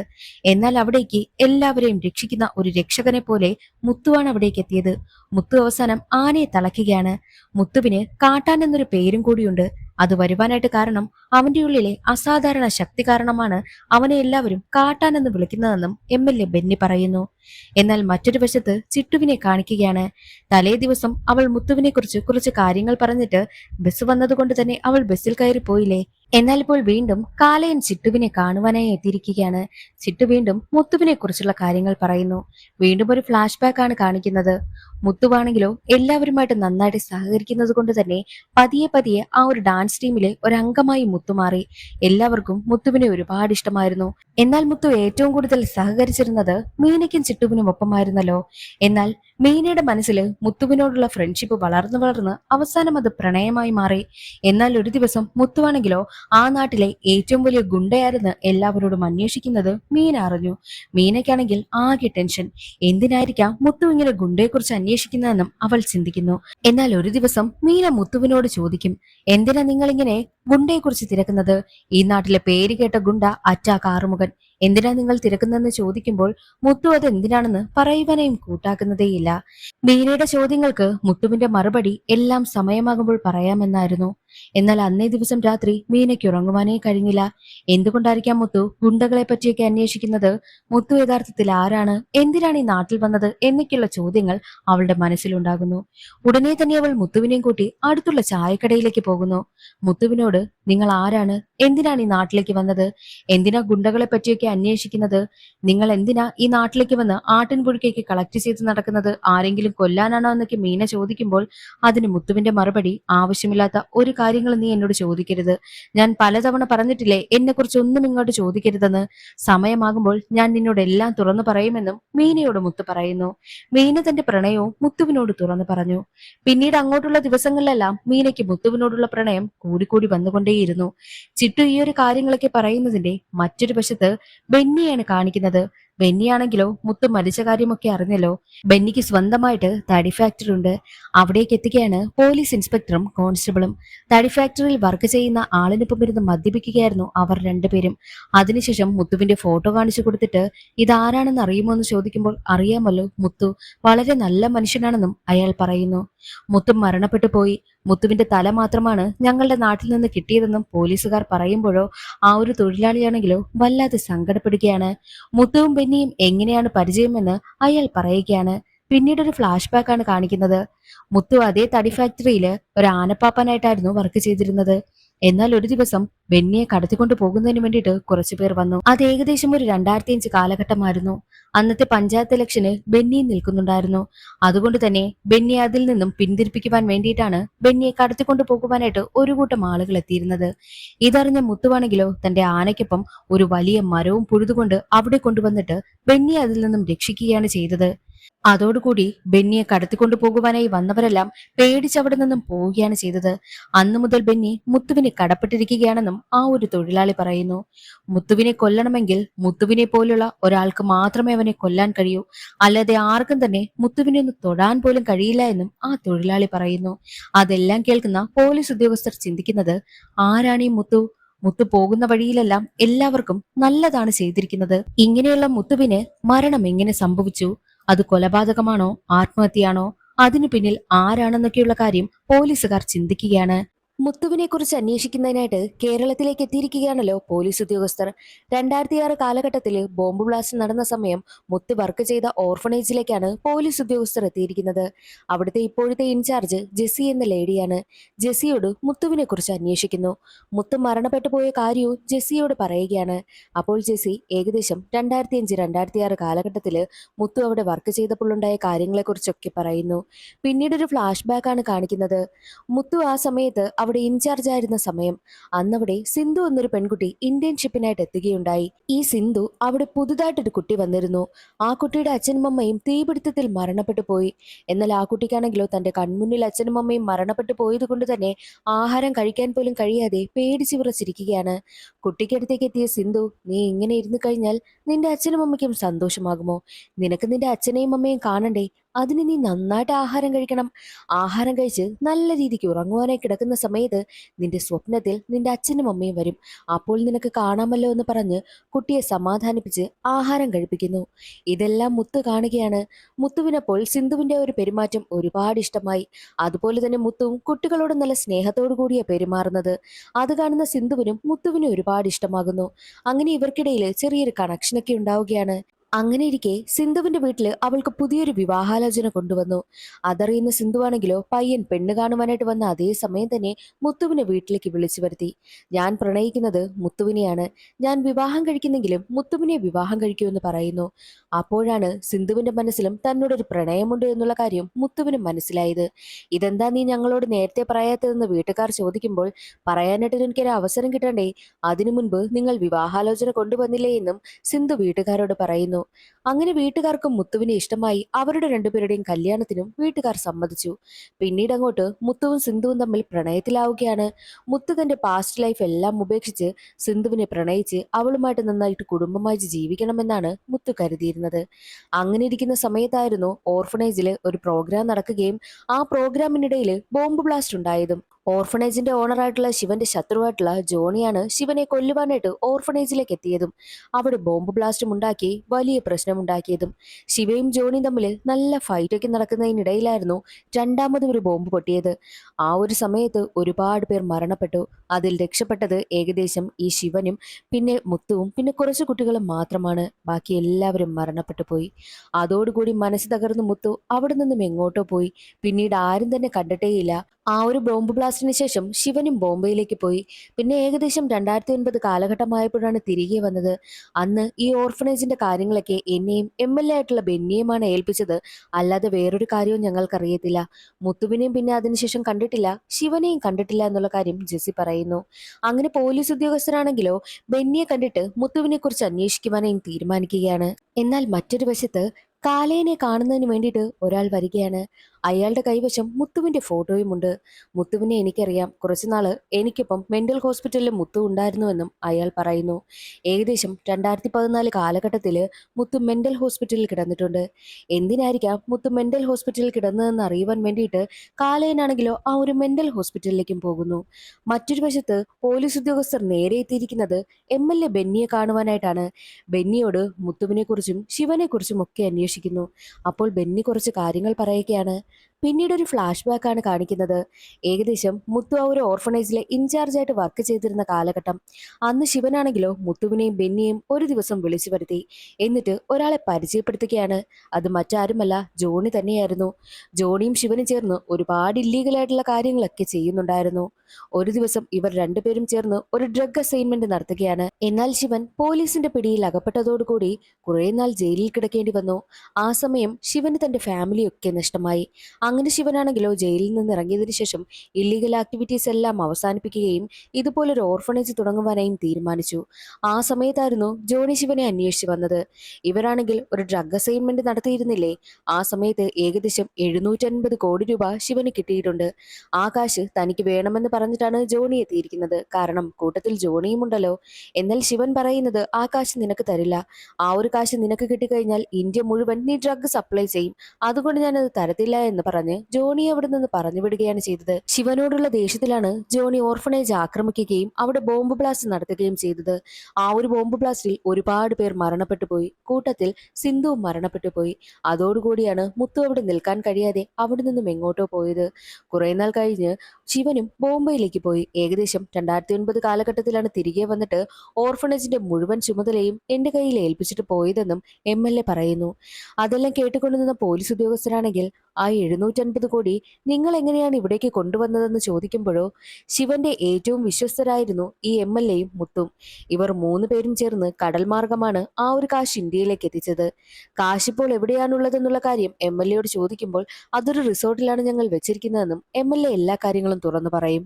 മുത്തു എന്തിനായിരിക്കാം കേരളത്തിൽ നിന്നും തമിഴ്നാട്ടിലേക്ക് പോയത് എന്നതായിരുന്നു പോലീസുകാരുടെ സംശയവും. അതിനെക്കുറിച്ച് അന്വേഷിക്കുവാൻ വേണ്ടിയിട്ട് കാലേനെയും ഏർപ്പാടാക്കുന്നുണ്ട്. മുത്തു തമിഴ്നാട്ടിലേക്ക് എത്തി കൺമണി ഡാൻസ് ടീമിലായിരുന്നല്ലോ ബോഡി ഗാർഡായിട്ട് വർക്ക് ചെയ്തിരുന്നത്. ആ സമയത്ത് മീനയുമായിട്ട് പ്രണയത്തിലായി. എന്നാൽ സത്യത്തിൽ മീനയ്ക്ക് മാത്രമായിരുന്നു മുത്തുവിനോട് പ്രണയം. മുത്തുവിന്റെ മനസ്സിലോ ഉണങ്ങാത്തൊരു മുറിവ് കിടക്കുകയാണല്ലോ. അതുകൊണ്ട് തന്നെ മീന തന്നെ പ്രണയിക്കുന്നുവെന്ന് മനസ്സിലാക്കിയ മുത്തുവാണെങ്കിൽ അവിടെ നിന്നും പോകുവാനായും തീരുമാനിച്ചു. അവർക്ക് എന്തെങ്കിലും നല്ലത് ചെയ്യണമല്ലോ എന്ന് ചിന്തിച്ച് തന്റെ കൈവശമുള്ള കുറേ കാശ് മീനയെ ഏൽപ്പിക്കുന്നു. മുത്തുവിന്റെ മനസ്സിൽ എന്തോ പ്രശ്നമുണ്ടെന്നും അവൻ ഇപ്പോഴും പാസ്റ്റ് ലൈഫിൽ തന്നെയാണ് ജീവിക്കുന്നതെന്നും മീനയ്ക്ക് മനസ്സിലായതുകൊണ്ട് തന്നെ അതിൽ നിന്നെല്ലാം പുറത്തു വരണം. ഞാൻ നിങ്ങളെ നന്നായിട്ട് സ്നേഹിക്കാമെന്നൊക്കെ മീന പറയുമ്പോഴും അതൊന്നും കേൾക്കാൻ കൂട്ടാക്കാതെയാണ് കാശും ഏൽപ്പിച്ചിട്ട് മുത്തു അവിടെ നിന്ന് പോകുന്നത്. എന്നാൽ ഇപ്പോൾ മീനയാണെങ്കിലോ മുത്തു ഏൽപ്പിച്ച കാശുമായിട്ട് നേരെ എത്തിയിരിക്കുന്നത് ഓർഫണേജിലെ ജെസ്സിയെ കാണുവാൻ വേണ്ടിയിട്ടാണ്. പോലീസ് ഉദ്യോഗസ്ഥരെയും വിളിക്കുവാനായിട്ടും മീന പറയുന്നു. എന്നിട്ട് മീന മുത്തു പറഞ്ഞ കാര്യങ്ങളൊക്കെ അവരോട് പറയുകയാണ്. അവളുടെ കയ്യിൽ ഒരു ലെറ്ററും ഇരിക്കുന്നുണ്ട്. മാത്രവുമല്ല കുറേ നാളുകൾ കഴിഞ്ഞ് മുത്തുവിനെ അന്വേഷിച്ച് സുഹൈൽ എന്നൊരാൾ വന്നിരുന്നു. അയാളാണെങ്കിലോ എപ്പോൾ മുത്തു വന്നാലും തന്നെ അറിയിക്കണമെന്ന് പറഞ്ഞ് ദേ ഈ ഒരു വിസിറ്റിംഗ് കാർഡും തന്നു എന്ന് പറഞ്ഞ് ഒരു വിസിറ്റിംഗ് കാർഡും പോലീസ് ഉദ്യോഗസ്ഥരെ മീനെ ഏൽപ്പിക്കുന്നു. അങ്ങനെ പോലീസ് ഉദ്യോഗസ്ഥരാണെങ്കിലോ നേരെ പോകുന്നത് സുഹൈലിനടുത്തേക്കാണ്. ഞെട്ടിക്കുന്ന കുറച്ച് കാര്യങ്ങളായിരുന്നു സുഹൈൽ പറഞ്ഞത്. എല്ലാവരും കരുതിയിരുന്നത് 2080 കാലഘട്ടം ബോംബെയിലേക്ക് പോയിട്ടുണ്ടായിരുന്ന ശിവൻ പിന്നെ തിരികെ വന്നില്ലെന്നല്ലേ. എന്നാൽ ഇതിനിടയിൽ ശിവൻ നാട്ടിലേക്ക് വരികയുണ്ടായി. തന്റെ വിശ്വസ്തരെയെല്ലാം ആ ഒരു ഹിഡൻ റിസോർട്ടിലേക്ക് വിളിച്ചു ചേർക്കുകയാണ്. മുത്തുവും MLAയും ഒക്കെയുണ്ട്. എന്നിട്ട് ശിവൻ പറയുന്നത്, ശിവന്റെ കൈവശം ഏകദേശം 750 കോടി രൂപ കാശുണ്ടല്ലോ, അതെല്ലാം എല്ലാവരുമായിട്ട് വീതിച്ചെടുക്കണം. എന്നിട്ട് അത് നല്ല കാര്യങ്ങൾക്ക് വേണ്ടി ഉപയോഗിക്കണം. നിങ്ങളുടെ കൺമുന്നിൽ ആരൊക്കെ വരുന്നോ അവർക്ക് സഹായമൊക്കെ ചെയ്യണമെന്നായിരുന്നു ശിവൻ പറഞ്ഞത്. ഇവരാ കാശിനെ കുറിച്ചൊക്കെ ചർച്ച നടത്തിക്കൊണ്ടിരിക്കുന്ന സമയം തന്നെയായിരുന്നു ആരോ ഒളിഞ്ഞു നിന്ന് ശിവനെ ഷൂട്ട് ചെയ്യുന്നത്. സത്യത്തിൽ അത് ജയിലിൽ കിടക്കുന്ന ജോണി ചെയ്യിപ്പിച്ചതായിരുന്നു. എന്നാൽ ആളിനെ പിടിക്കുവാനായിട്ട് മുത്ത് പിന്നാലെ പോകുമെങ്കിലും ആളിനെ കണ്ടുകിട്ടിയതേയില്ല.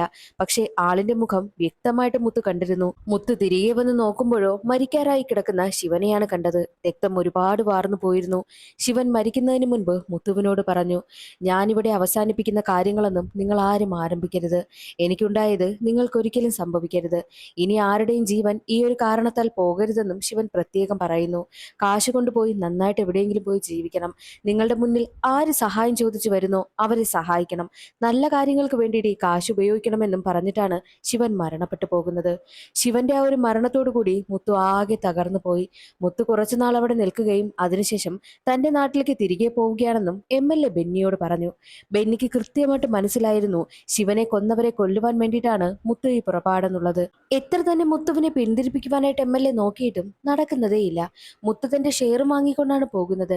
കാശെല്ലാം ലോറിയിലാണ് ഒളിപ്പിച്ചു വെക്കുന്നതും. അങ്ങനെയാണ് മുത്തു മധുരയിലേക്ക് എത്തിയത്. മധുരയിൽ എത്തിയതിനു ശേഷവും ആ നാട്ടിലെ പേരുകേട്ട ഗുണ്ട ആരെന്നൊക്കെ മുത്തു ഒരുപാട് അന്വേഷിച്ചു. എന്നിട്ട് ആട്ടിൻപുഴുക്ക കളക്ട് ചെയ്യുന്നത് പോലെയും പാത്രം വിൽക്കുന്നത് പോലെയും ആ നാട്ടിൽ മുഴുവൻ നടന്നിട്ട് അവിടുത്തെ ഗുണ്ടകളെ പറ്റിയാണ് അന്വേഷിക്കുന്നത്. കാരണം മധുരയിലുള്ള പേരുകേട്ട ഗുണ്ടയാണ് ശിവനെ കൊന്നതെന്നുള്ള കാര്യം നന്നായിട്ട് മുത്തുവിനറിയാം. മുത്തു മധുരയിലേക്ക് എത്തിയത് ഗുണ്ടയെ അന്വേഷിച്ചാണെന്നുള്ള കാര്യവും പോലീസുകാർക്ക് മനസ്സിലായതുകൊണ്ട് തന്നെ പോലീസ് ഉദ്യോഗസ്ഥരാണെങ്കിലോ കാലയനെ വിളിച്ചിട്ട് ഈ ഒരു കാര്യം അവതരിപ്പിക്കുന്നു. കാലയൻ നേരെ മുത്തുവിന്റെ ഫോട്ടോയുമായിട്ട് പോകുന്നത് മധുരയിലെ പേരുകേട്ടൊരു ഗുണ്ടയ്ക്കടുത്തേക്കാണ്. എന്നിട്ട് മുത്തുവിന്റെ ഫോട്ടോ കാണിച്ചു കൊടുക്കുകയാണ്. ഈ ആളിനെ അറിയുമോ എന്ന് ചോദിക്കും. സത്യത്തിൽ ആ മധുരയിലെ പേരുകേട്ട ഗുണ്ടയ്ക്കടുത്തേക്ക് കാലയൻ എത്തിയതിന്റെ കാരണം എന്തെന്നാൽ ഈ മധുരയിൽ ഒരു ഉത്സവം നടക്കുകയുണ്ടായി. അവിടെ വെച്ച് ഈ ഗുണ്ടയുടെ അച്ഛനും സഹോദരനും മരണപ്പെട്ടു പോവുകയാണ്. ആരോ കൊന്നതാ. അതുകൊണ്ടാണ് മുത്തുവാണോ എന്ന സംശയത്തിൽ ഉടനെ തന്നെ അയാൾക്കടുത്തേക്ക് എത്തിയിരിക്കുന്നതും. എന്നാൽ അയാൾക്കാണെങ്കിലോ മുത്തുവിന്റെ ഫോട്ടോ കാണിച്ചു കൊടുക്കുമ്പോഴോ അയാൾക്ക് അറിയത്തേയില്ല. ഉടനെ തന്നെ അയാളാണെങ്കിലോ അയാളുടെ മാമന് മുത്തുവിന്റെ ഫോട്ടോ കാണിച്ചു കൊടുക്കുന്നു. മാമൻ ഇയാളെ വല്ലതും പരിചയമുണ്ടോ എന്ന് ചോദിക്കുമ്പോൾ ഫോട്ടോ കണ്ട മാമൻ ഞെട്ടിപ്പോകുന്നു. ഇവനാണ് നിന്റെ അച്ഛനെയും സഹോദരനെയും കൊന്നതെന്നും മാമൻ പറയുന്നു. വേട്ടയാടുന്നത് പോലെയാണ് അവൻ അവരെയൊക്കെ കൊന്നുകളഞ്ഞത്. അവൻ അത്രയ്ക്കും ദേഷ്യമൊക്കെ ഉണ്ടായിരുന്നുവെന്നും മാമൻ പറയുകയാണ്. കാലയൻ അറിഞ്ഞ ഈ ഒരു കാര്യങ്ങളെല്ലാം കാലയൻ ഉടനെ തന്നെ 2 പോലീസ് ഉദ്യോഗസ്ഥരെയും അറിയിക്കുന്നു. അവർ കേരളത്തിൽ നിന്നും നേരെ മധുരയിലേക്ക് എത്തുകയാണ്. അതിനുശേഷം അവർ നേരെ പോകുന്നത് ശക്തിവേലിനടുത്ത്. ആദ്യം ചായക്കടയിൽ വെച്ച് ശക്തിവേലിനെ കണ്ടപ്പോഴാണല്ലോ മുത്തുവിന്റെ ഫോട്ടോ കാണിച്ച് ചോദിച്ചപ്പോൾ താനൊരു ഉത്സവത്തിന് വെച്ചാണ് മുത്തുവിനെ അവസാനമായി കണ്ടതെന്ന് ശക്തിവേൽ പറഞ്ഞിരുന്നല്ലോ. അതേ ഉത്സവത്തിൽ വെച്ചാണ് ഈ മുത്തു 2 പേരെയും കൊല ചെയ്തതും. അതുകൊണ്ട് തന്നെയാണ് ശക്തിവേലിനെ കാണുവാൻ വേണ്ടിയിട്ട് 2 പോലീസ് ഉദ്യോഗസ്ഥരും എത്തിയിരിക്കുന്നത്. പോലീസ് ഉദ്യോഗസ്ഥരെ കണ്ടതും ശക്തിവേലാണെങ്കിലോ ഒന്ന് ചിരിക്കുകയാണ്. കാരണം തന്നെ തിരക്കി എന്തായാലും പോലീസുകാർ വരുമെന്ന് ശക്തിവേലിന് നന്നായിട്ട് അറിയാം. മുത്തു ഉത്സവത്തിൽ വെച്ച് 2 പേരെ കൊല ചെയ്തത് ശക്തിവേൽ കണ്ടതാണ്. ഈ ഒരു കാര്യം പോലീസുകാരോട് പറഞ്ഞാണ് ശക്തിവേൽ ചിരിക്കുന്നതും. എന്നിട്ട് അന്ന് നടന്ന കാര്യങ്ങളെല്ലാം ശക്തിവേൽ തുറന്നു പറയുന്നു. അന്ന് യഥാർത്ഥത്തിൽ ഒരു പയ്യൻ അവിടേക്ക് വരികയും അവിടെ ഡാൻസ് കളിക്കുവാനായി വന്ന പെൺകുട്ടികളെയൊക്കെ വല്ലാതെ ശല്യം ചെയ്യുകയും ചെയ്തു. അത് യഥാർത്ഥത്തിൽ പേരുകേട്ട ആ ഗുണ്ടയില്ലേ മധുരയില, ആ ഗുണ്ടയുടെ സഹോദരനായിരുന്നു. ആ ഒരു പ്രശ്നത്തിൽ ഇടപെട്ട മുത്തുവാണെങ്കിലോ എങ്ങനെയൊക്കെ പറഞ്ഞ് കോംപ്രമൈസ് ചെയ്ത് ആ പയ്യനെ അവിടെ നിന്നും പറഞ്ഞു വിടുകയാണ് ചെയ്തത്. അതിനുശേഷം നേരെ ശക്തിവേലിനടുത്ത് വന്നിട്ട് ആ പയ്യനെ കുറിച്ച് അന്വേഷിക്കുന്നു. ശക്തിവേൽ പറഞ്ഞത് ഇവനും ഇവന്റെ അച്ഛനും ആര് കാശ് കൊടുത്താലും പറയുന്ന കാര്യങ്ങൾ ചെയ്യും. ആരെ കൊല്ലാൻ പറഞ്ഞാലും ഒരു ഉപേക്ഷയും നോക്കില്ല, അവരെ പോയി കൊന്നുകളയും. ഏകദേശം 30 പേരെയോളം കൊന്നിട്ട് ഇവിടുത്തെ കോറിയിൽ താഴ്ത്തിയിട്ടുണ്ട് എന്നുള്ള കാര്യവും ശക്തിവേൽ പറയുന്നു. എന്തിനാണ് മുത്തു ആ പയ്യനെ കുറിച്ച് ശക്തിവേലിനോട് അന്വേഷിച്ചതെന്നാൽ, സത്യത്തിലെന്ന് ശിവനെ ഷൂട്ട് ചെയ്ത ആ ഒരു സ്നൈപ്പർ ഇല്ലേ, അത് മറ്റാരുമല്ല, ഈ പയ്യൻ തന്നെയാണ്. അന്ന് മുത്തു ആ ഒരു സ്നൈപ്പറിന്റെ മുഖം കണ്ടിരുന്നു. അത് ഇവനാണെന്ന് ഉറപ്പായത് കൊണ്ടാണ് ശക്തിവേലിനോട് അവനെക്കുറിച്ച് വന്ന് തിരക്കിയതും. നേരെ ആ പയ്യനടുത്തേക്ക് എത്തുകയാണ് മുത്തു. ആ പയ്യനാണെങ്കിൽ മുത്തുവിനോട് മീനെ കൊണ്ടുവരണം തന്റെ അടുത്തേക്ക് എന്ന് പറഞ്ഞിരുന്നു. എന്നാൽ മുത്തു ഒറ്റയ്ക്കാണ് വന്നിരിക്കുന്നതും. അവൾ എവിടെയെന്ന് ചോദിക്കുമ്പോൾ നീയല്ലേ ശിവനെ കൊന്നതെന്നും മുത്തു ചോദിക്കുന്നു. ശിവനെ കൊന്നത് ആര് പറഞ്ഞിട്ടാണെന്ന് ചോദിച്ച് അവനെ ഒരുപാട് തല്ലും. അത് ജയിലിൽ കിടക്കുന്ന ജോണി പറഞ്ഞിട്ടാണെന്ന് ആ പയ്യൻ തുറന്നു പറയുകയാണ്. എങ്കിൽ നീ ശിവേട്ടന്റെ അടുത്തേക്ക് തന്നെ പോയെന്ന് പറഞ്ഞ് അവനെയും കൊന്നു കളയുന്നു. എന്നാൽ ഈ പയ്യൻ ഇത് ചെയ്യുവാനായിട്ട് കാരണം അവന്റെ അച്ഛനാണ്. അവന്റെ അച്ഛന് കിട്ടിയ കൊട്ടേഷനാണ് മകൻ പോയി ചെയ്തതും. അതുകൊണ്ട് തന്നെ അവന്റെ അച്ഛനടുത്തേക്ക് വരികയാണ് മുത്തു. പക്ഷേ അവിടെ ഉത്സവം നടക്കുകയാണല്ലോ. ഉത്സവത്തില് എന്തെങ്കിലും പ്രശ്നമുണ്ടാക്കണം. അതുകൊണ്ട് തന്നെ മുത്തുവാണെങ്കിൽ അവിടെ കിടന്ന കല്ല് പറക്കി ഉത്സവത്തിന് ആളുകൾ കൂടി നിന്ന സ്ഥലത്തേക്ക് എറിയുന്നു. ആകെ പ്രശ്നമാവുകയാണ്. അതിന്റെ ഗ്യാപ്പിൽ തന്നെ മുത്തു പോയിട്ട് അയാളുടെ തല വെട്ടിയെടുക്കുകയും ചെയ്യുന്നു. ഇതാണ് യഥാർത്ഥത്തിൽ നടന്നതെന്നും ശക്തിവേൽ പറയുകയാണ്. കാരണം ശക്തിവേൽ ഇതെല്ലാം അവിടെ നിന്ന് കാണുന്നുണ്ടായിരുന്നു. ഉത്സവത്തിന് വന്ന് രണ്ടുപേരെ കൊന്നതിന് ശേഷമാണ് മുത്തുവിന് എന്തോ സംഭവിച്ചിരിക്കുന്നത്. ഇതിനിടയിൽ നടന്ന കാര്യങ്ങളും കണ്ടുപിടിക്കണമെന്നും പോലീസുകാർ തീരുമാനിക്കുന്നു. അതേ സമയത്തായിരുന്നു കോടതിയിൽ നിന്നും മുത്തുവിന്റെ തല കുഴിച്ചു മൂടുവാനായിട്ടുള്ള ഓർഡർ വന്നത്. പക്ഷേ മുത്തുവിന് എന്താണ് സംഭവിച്ചതെന്ന് കണ്ടുപിടിക്കാൻ കഴിയാത്തതിന്റെ ടെൻഷനായിരുന്നു പോലീസ് ഉദ്യോഗസ്ഥർക്കും. എന്നാൽ ആ ഒരു സീൻ അവിടെ കട്ടായി. പിന്നീട് ഒരു ഫ്ലാഷ് ബാക്ക് ആണ് കാണിക്കുന്നത്. മുത്തു ഒരാൾക്കടുത്തേക്ക് 2 ലക്ഷം രൂപയും ഒരു കത്തുമായിട്ട് എത്തുന്നു. എന്നിട്ട് അയാളോട് ഞാൻ പറഞ്ഞ കാര്യം ചേട്ടൻ ചെയ്യണമെന്നൊക്കെ ഒരുപാട് കെഞ്ചും. പക്ഷേ അയാളാണെങ്കിലോ അത് ചെയ്യുവാനായിട്ട് തയ്യാറാകുന്നതേയില്ല. ഈ 2 ലക്ഷം രൂപ ചേട്ടൻ എടുത്തോ എന്ന് പറഞ്ഞിട്ടാണ് മുത്തു അയാളോട് കെഞ്ചുന്നത്. സത്യത്തിൽ എന്തെന്നാൽ മുത്തുവിന്റെ തല വെട്ടുന്നതിന് വേണ്ടിയിട്ടാണ് അയാൾക്ക് കാശ് കൊടുത്തിരിക്കുന്നതും. ചേട്ടൻ തന്നെ ഇത് ചെയ്യണമെന്ന് പറഞ്ഞിട്ടാണ് മുത്തു അവിടെ നിന്ന് പോകുന്നത്. എന്താണ് ഇവിടെ സംഭവിച്ചെന്നോ ഇതിനു മുൻപ് മുത്തുവിന് എന്ത് സംഭവിച്ചു എന്നൊന്നും കാണിക്കുന്നതേയില്ല. ആ ഒരു സീൻ അവിടെ കട്ടായി. പിന്നീട് പട്ടാളം ബാബു എന്നൊരാളിനെയാ കാണിക്കുന്നത്. ഈ പട്ടാളം ബാബു ശിവന്റെ കൂട്ടാളിയാ. നേരെ പോലീസ് ഉദ്യോഗസ്ഥരെ കാണുവാൻ വേണ്ടിയിട്ടാണ് എത്തിയിരിക്കുന്നത്. അവസാനമായിട്ട് മുത്തുവിനെ ഞാനാണ് കണ്ടതെന്നും പട്ടാളം ബാബു പറയുന്നു. പിന്നീട് എന്താണ് സംഭവിച്ചതെന്നാണ് പട്ടാളം ബാബു പറയുന്നത്. യഥാർത്ഥത്തിൽ ഈ ജോണി ജയിലിൽ നിന്ന് ചാടിയിരുന്നു. അതിനുശേഷം ജോണിയാണെങ്കിലോ പട്ടാളം ബാബുവിനെ പിടികൂടി തന്റെ ഗോഡൌണിലേക്ക് കൊണ്ടുവന്ന് ഒരുപാട് തല്ലി. എന്നിട്ട് മുത്തുവിനെ എവിടേക്ക് വിളിച്ചു വരുത്തുകയാണ് ചെയ്തത്. വയസ്സായ ആളല്ലേ പട്ടാളം ബാബു. പട്ടാളം ബാബു അങ്ങനൊരു ടോർച്ചർ അനുഭവിക്കുന്നത് കൊണ്ട് തന്നെ രണ്ടും കൽപ്പിച്ച് മുത്തു അവരുടെ ഗോഡൌണിലേക്ക് വരികയാണ്. മുത്തുവിനോട് ശിവൻ ഏൽപ്പിച്ച 750 കോടി എവിടെയാണെന്ന് ചോദിച്ചാണ് ജോണി പട്ടാളം ബാബുവിനെ തല്ലുന്നത്. അവസാനം പാവപ്പെട്ട ആ പട്ടാളം ബാബു തല്ലുകൊള്ളുന്നത് കണ്ട് സഹിക്കാനാകാതെ ഞാനെല്ലാം തുറന്നു പറയാമെന്നും മുത്തു സമ്മതിക്കുന്നു. അത് വിശ്വസിച്ച് ജോണി മുത്തുവിന്റെ കെട്ടഴിച്ചു വിടുമ്പോഴോ അവിടെ വലിയൊരു ഫൈറ്റ് നടക്കുകയാണ്. എങ്ങനെയൊക്കെ മുത്തു കഷ്ടപ്പെട്ട് ബാബുവിനെ രക്ഷിക്കുന്നു. അതിനുശേഷം ശിവന്റെ മരണത്തിന് കാരണമായ ജോണിയെ അവിടെ വെച്ച് തന്നെ കൊന്നുകളയുകയാണ്. എന്നിട്ട് ആ ഒരു ഗോഡൌൺ തീയിട്ടതിന് ശേഷമാണ് മുത്തു അവിടെ നിന്ന് പോകുന്നത്. ആ ഒരു സംഭവത്തിന് ശേഷമാണ് മുത്തുവിന്റെ തല വെട്ടപ്പെട്ട രീതിയിൽ കണ്ടെത്തിയിരിക്കുന്നതും. മുത്തുവിന് എന്താണ് സംഭവിച്ചിരിക്കുന്നതെന്ന് ഇപ്പോഴും പോലീസുകാർക്ക് കണ്ടെത്താൻ കഴിഞ്ഞതേയില്ല. കോടതിയുടെ ഉത്തരവ് പ്രകാരം തല കുഴിച്ചിടുവാനായും തീരുമാനിക്കുകയാണ്. അന്നേ ദിവസം രാത്രി പോലീസ് ഉദ്യോഗസ്ഥരെല്ലാവരും മുത്തുവിന്റെ കാര്യം ചർച്ച ചെയ്തുകൊണ്ട് നിൽക്കുന്ന സമയമായിരുന്നു കാലയൻ അവിടേക്ക് ഒരു ന്യൂസ് പേപ്പർ കട്ടിങ്ങുമായി എത്തുന്നത്. മുത്തുവിന്റെ തല കണ്ടെത്തിയ സ്ഥലത്ത് നിന്നും പേപ്പറിൽ പൊതിഞ്ഞ രീതിയിലാണല്ലോ 2 ലക്ഷം രൂപ പോലീസുകാർക്ക് കിട്ടിയത്. ആ കാശ് പൊതിഞ്ഞിരുന്ന ന്യൂസ് പേപ്പറിലുണ്ടായിരുന്ന ഒരു ന്യൂസാണ് ഇപ്പോൾ കാലയൻ കൊണ്ടുവന്ന് കാണിക്കുന്നത്. ഉത്സവത്തിന് വെച്ച് 2 പേരെ കൊന്നില്ലേ, ആ ഒരു ന്യൂസായിരുന്നു അതിലുണ്ടായിരുന്നത്. അതിൽ നിന്നും പോലീസുകാർ ഒരു കൺക്ലൂഷനിലെത്തുന്നു. സത്യത്തിൽ മുത്ത് തന്നെയാണ് പോലീസുകാരെ കൊണ്ട് ഈ ഒരു കേസ് മുഴുവൻ ഇങ്ങനെ അന്വേഷിപ്പിച്ചത്. കാരണം മുത്ത് ചെയ്ത കൊലപാതകത്തിലൂടെ തന്നെ സ്നേഹിക്കുന്ന ആർക്കും ഒരു പ്രശ്നം വരരുതെന്നുള്ളത് കൊണ്ട് തന്നെയാണ് ആരാണ് അവരെ കൊന്നതെന്ന് മുത്ത് തന്നെ പുറത്തു കൊണ്ടുവന്നിരിക്കുന്നതും. കാരണം മുത്തുവും മരണപ്പെട്ടു പോയല്ലോ, ഇനിയിപ്പോൾ തന്നെ സ്നേഹിക്കുന്ന ആർക്കും തന്നെ ഒരു പ്രശ്നവും വരില്ല. മീനയ്ക്കൊക്കെ പ്രശ്നം വരരുതെന്നും മുത്ത് ചിന്തിച്ചിരുന്നു. ഇപ്പോൾ പോലീസുകാർക്ക് ആ ഒരു ക്ലൂവിൽ നിന്നും അതൊക്കെ മനസ്സിലായിട്ടുണ്ട്. അങ്ങനെ എവിടെ നിന്നാണോ മുത്തുവിന്റെ തല കണ്ടെത്തിയത് അവിടേക്ക് അടുത്ത ദിവസം തലയുമായി എത്തുകയാണ്. അവിടെയാണ് തല കുഴിച്ചു മൂടുവാനായും പോകുന്നത്. പക്ഷെ ഇതുവരെയായിട്ടും മുത്തുവിന്റെ തല ആരാണ് വെട്ടിയത്, മുത്തുവിന്റെ ബാക്കി ഉടൽ എവിടെയാണ് എന്നൊന്നും പോലീസുകാർക്ക് കണ്ടെത്താനേ കഴിഞ്ഞില്ല. മാത്രമല്ല മുത്ത് പറഞ്ഞിരുന്നില്ലേ, മുത്തുവിന്റെ തല ആരാണോ അടക്കം ചെയ്യുന്നത് അവർക്ക് ആ 2 ലക്ഷം രൂപ കൊടുക്കണമെന്ന്. ഇപ്പോൾ തല അടക്കം ചെയ്യുന്നത് ആ ഒരു ആട് മേയ്ക്കുന്ന പയ്യനാണ്. 2 ലക്ഷം രൂപ പോലീസ് ഇൻസ്പെക്ടർ ആണെങ്കിൽ ആ പയ്യനെ ഏൽപ്പിക്കുകയും ചെയ്തു. കാരണം അവൻ ജീവിക്കുവാൻ വേണ്ടിയിട്ട് ഒരുപാട് കഷ്ടപ്പെടുന്ന പയ്യനാണല്ലോ. മാത്രമല്ല ഇതിനിടയിൽ വെച്ച് കാലയ്യനും അവന് കൊടുക്കാമെന്ന് പറഞ്ഞിരുന്ന ഒരു ആട്ടിൻകുട്ടിയും അവന് കൊടുക്കുന്നുണ്ട്. തലയെല്ലാം കുഴിച്ചു മൂടിയതിനു ശേഷം പോലീസ് ഉദ്യോഗസ്ഥൻ ആ പയ്യനോട് പറയുന്നുണ്ട്, നീ ഇവിടെ ഇരുന്ന് ഒളിച്ചിരുന്ന് മദ്യപിക്കാറില്ലേ, നിന്റെ കയ്യിൽ ബാക്കി ബോട്ടിൽ വല്ലതുമുണ്ടോ എടുത്തുകൊണ്ട് വരുവാനായിട്ടും പറയുന്നു. ആ പയ്യനാണെങ്കിലോ സ്ഥിരമായിട്ട് ബോട്ടിൽ ഒളിപ്പിച്ചു വെക്കുന്നത് അവിടെ ചെറിയൊരു ഭിത്തി ഉണ്ടായിരുന്നു, ആ ഒരു ഭിത്തിക്ക് പുറകിലായിട്ടാണ്. എന്നാൽ ഇപ്പോൾ മദ്യമെടുക്കുവാനായി ചെല്ലുന്ന സമയത്താണ് ആ ഒരു ഭിത്തിയിൽ ഒരു ചിത്രം കാണുന്നത്. അതിൽ എഴുതിയിരുന്നത് അമ്മ, അച്ഛൻ, മുത്തു എന്നായിരുന്നു. ആ ഒരു ചിത്രവും കണ്ട് പോലീസ് ഉദ്യോഗസ്ഥൻ ഞെട്ടിപ്പോവുകയാണ്. അതിൽ നിന്നും പോലീസ് ഉദ്യോഗസ്ഥൻ ഒരു കാര്യം മനസ്സിലായി. അവിടെ ആയിരുന്നിരിക്കാം പണ്ട് മുത്തുവും അച്ഛനും അമ്മയും ഒക്കെ താമസിച്ചിരുന്നത്. അതൊരു പഴയ വീടിന്റെ പൊളിഞ്ഞ ഭിത്തിയായിരുന്നു. മുത്തു എല്ലാ കാര്യങ്ങളും കണക്ക് കൂട്ടി തന്നെയാണ് ചെയ്തിരിക്കുന്നത്. എന്നാൽ ആ ഒരു സീൻ അവിടെ കട്ടായി. അതേ സ്ഥലത്ത് ഒരു വീടും ഒരുപാട് ചെടികളൊക്കെ പൂത്തു നിൽക്കുകയാണ്. അവിടേക്ക് ഒരു കുഞ്ഞുമായി ഓടി വരികയാണ് മീന. കാട്ടാന്റെ മകനെ ഇവിടേക്ക് വാടാ എന്ന് പറഞ്ഞിട്ടാണ് മീന ആ കുഞ്ഞിനെ വിളിച്ചുകൊണ്ട് അതേ വീട്ടിലേക്ക് കയറി പോകുന്നത്. കാട്ടാന്റെ ഓർമ്മയിൽ മീന തന്റെ കുഞ്ഞുമായിട്ട് ജീവിക്കുന്നത് കാണിച്ചുകൊണ്ടാണ് സീരീസ് അവിടെ അവസാനിക്കുന്നത്. ഒരുപാട് കൺഫ്യൂഷൻ ഉണ്ടെന്നറിയാം, അത് ചിലപ്പോൾ സീസൺ 2 കാണിക്കുമായിരിക്കും. ഇന്ന് നമുക്ക് ഈ ഒരു വീഡിയോ ഇവിടെ അവസാനിപ്പിക്കാം. അടുത്ത വീഡിയോയിൽ കാണാം. അതുവരെ എല്ലാവർക്കും ബൈ.